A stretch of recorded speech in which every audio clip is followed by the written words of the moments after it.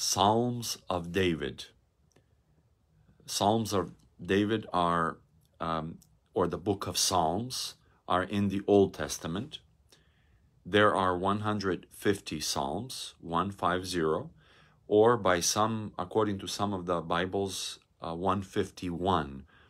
That's simply because one of the very long Psalms, I believe, was divided in two, and therefore the difference in the number of Psalms.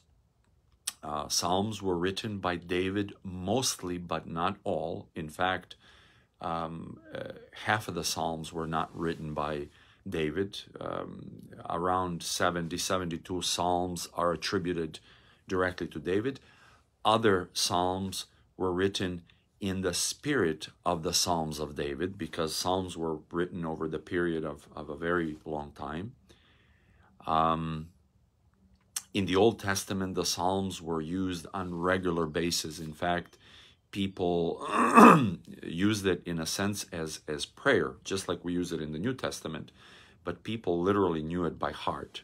So much so that in the New Testament, in the church, it became a rule that bishops and priests need to know the Psalms by heart, just as the Old Testament believers did. The Psalms in the New Testament are used in church on regular basis, in fact, in all of the services, including Divine Liturgy.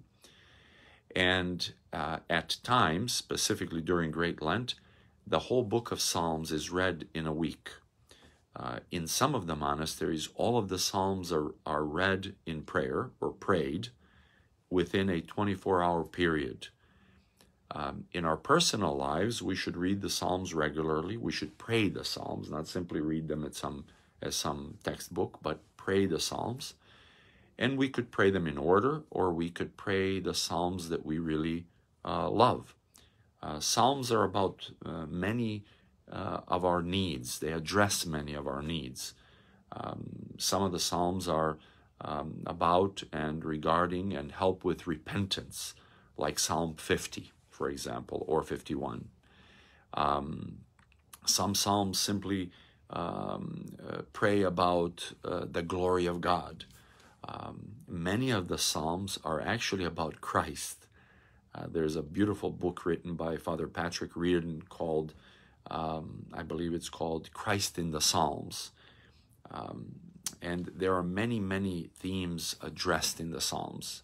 Generally speaking, Psalms are the best spiritual food.